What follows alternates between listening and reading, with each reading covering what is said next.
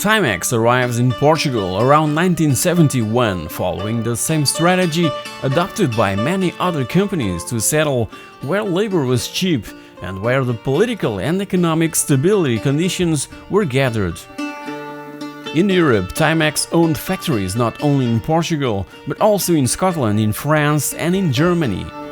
Specifically in Portugal, and more precisely in Charneca de Caparica, was the working force of more than 2,000 employees hired to work daily in the manufacture of mechanical watches with cutting-edge technology, and where was established the most advanced workshop in Europe that developed machinery for the creation of precision tools that would also be sent to the other European Timex factories for the production of the brand's aforementioned mechanical watches that would be subsequently exported and sold to the entire world. April of 1974 came to disrupt the whole political and economic stability. The Coronation Revolution, as it became known, gave people the right to claim for better working conditions, including wage increases, which led to the reduction of the manufacturing activity to ridiculous numbers until the end of the decade.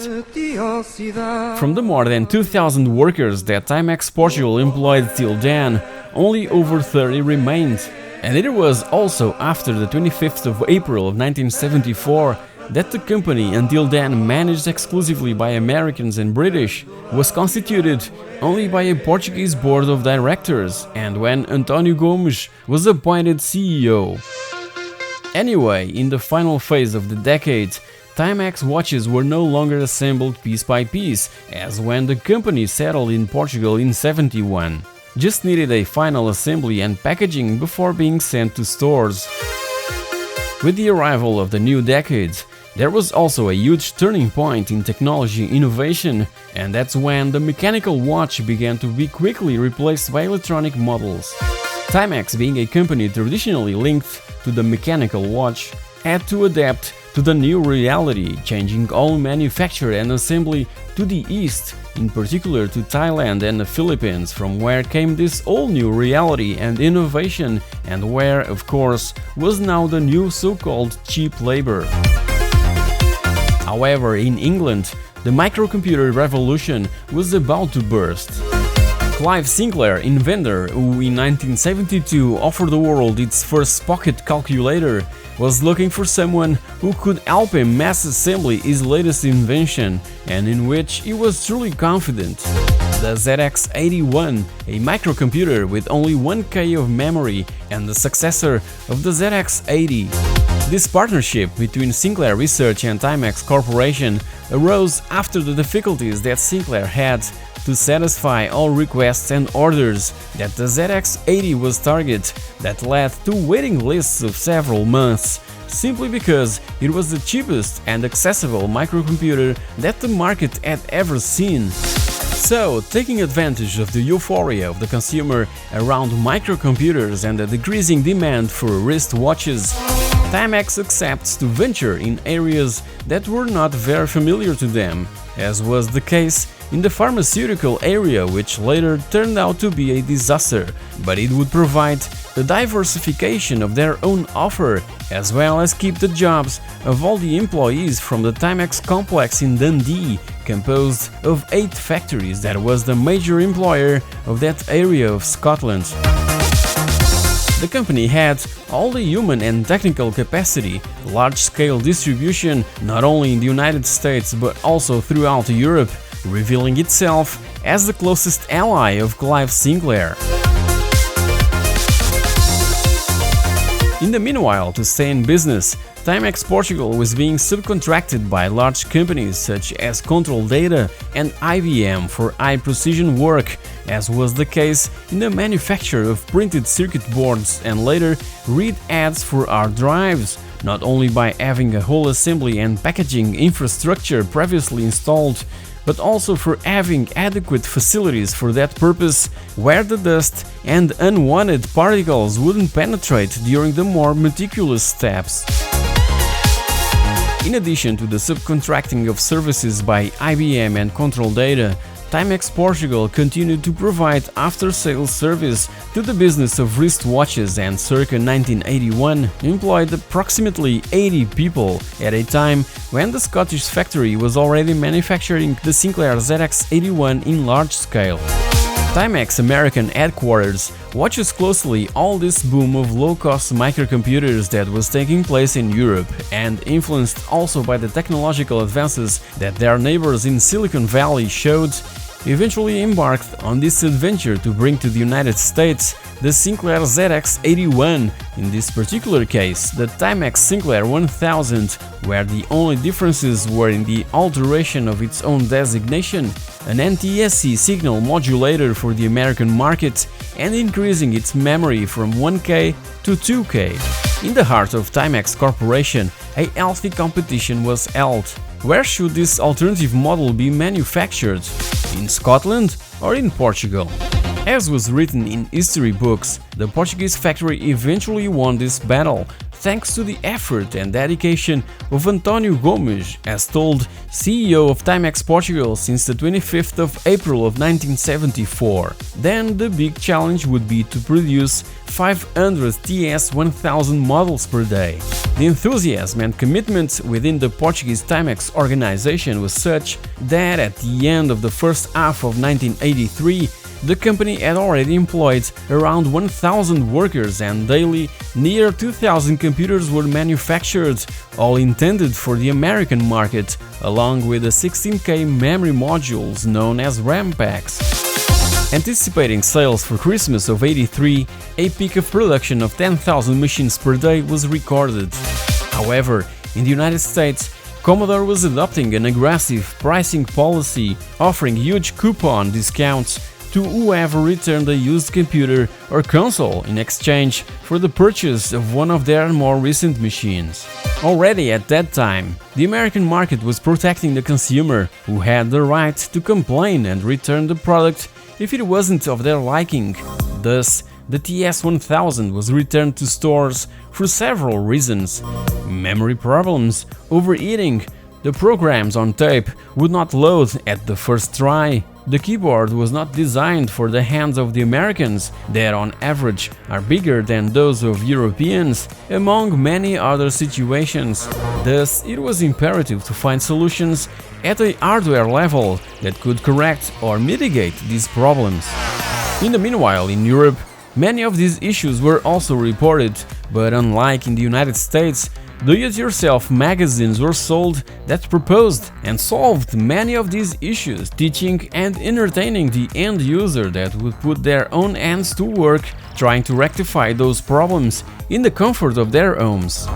I must highlight that by then in Europe, the end user or consumer had virtually no rights after the purchase.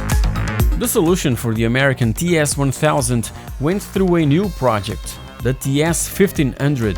This would be based on the ZX Spectrum, which in the meanwhile had already begun to be manufactured in Scotland.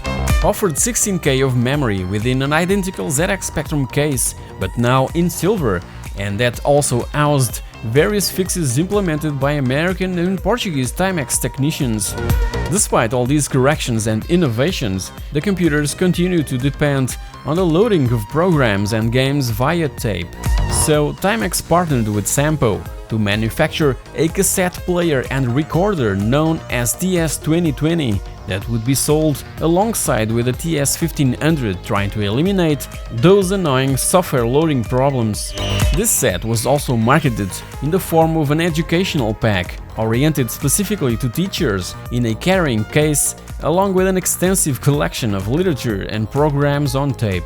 Even so, the American market was still not convinced, what led to Timex Corporation in the United States to grab the project themselves, developing and designing a new machine, which was baptized as TS2068 and arriving to stores in November of 1983. Had 72K of memory, bigger and more entertainment-oriented, with a cartridge slot instead of the traditional tape player and recorder.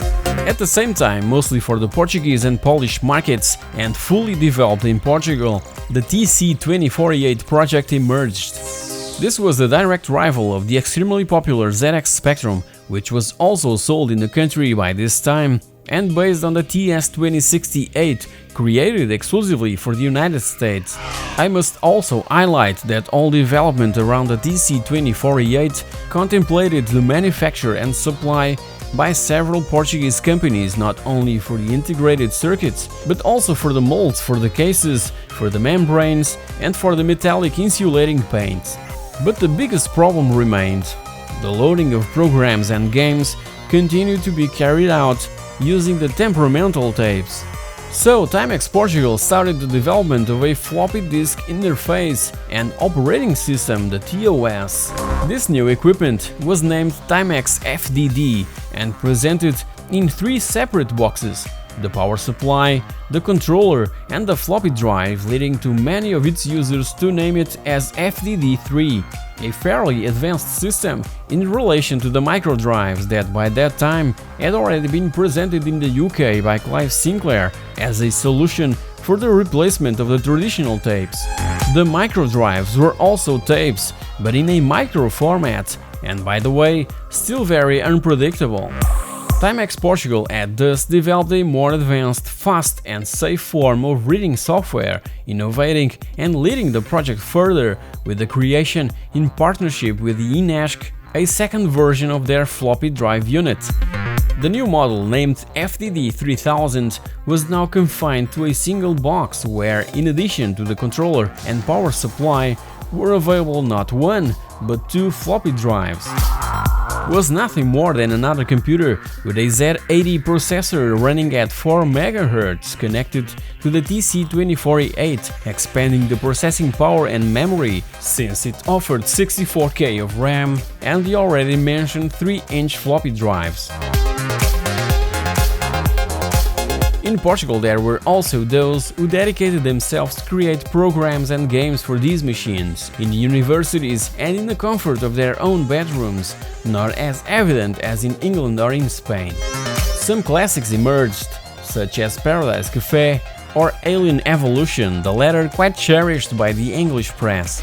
Others failed to succeed, just like City Connection of Manuel Lemos, Ricardo Pinho and Paulo Gordinho, based on the popular arcade machine, and that unfortunately failed to attract the attention of publishers like Ocean Software. The little media exposure they got was in the TV show Ponto por Ponto, hosted by Raul Durão, that weekly included a small 5-minute section related to computer games led by Paulo Dimas. Até que ponto é que vocês, na certa altura, não entraram em discussão? Íamos, portanto, ver a máquina para combinar os pormenores. In the mid-80s, the supremacy of the IBM PCs and compatibles, as well as the 16-bit computers from Commodore and Atari, was such that Timex and Sinclair microcomputers could not keep up in any way. And of course, by the end of the decade, the video games related market was also and already flooded by Sega and Nintendo products. Rumor has it that around 1991, at the time of Margaret Thatcher's visit to Portugal, she convinced the then Prime Minister Cavaco Silva to move the whole operation of Timex Portugal to Scotland. The factory was already in a hold since 1989, and all the Portuguese know-how and technology were eventually offered to the Scottish manufacturing complex of Dundee, so that jobs could be kept. The remaining stock of the TC-2068 model was sold to Argentina. In relation to the employees of Timex Portugal, needless to say that they all ended up without their jobs.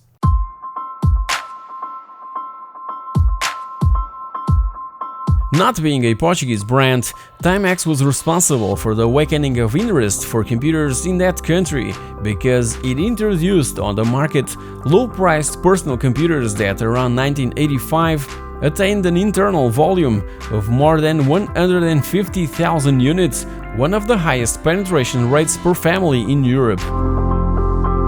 A whole new Portuguese industry was generated thanks to Timex, which contributed greatly to the creation of a national culture and adherence to a brand new technological world that continues to unite an entire generation that since then follows the evolution of this amazing world, because, believe it or not, video games were the biggest drivers of the tremendous sales success of the ZX Spectrum and the Timex Computer 2048 in Portugal.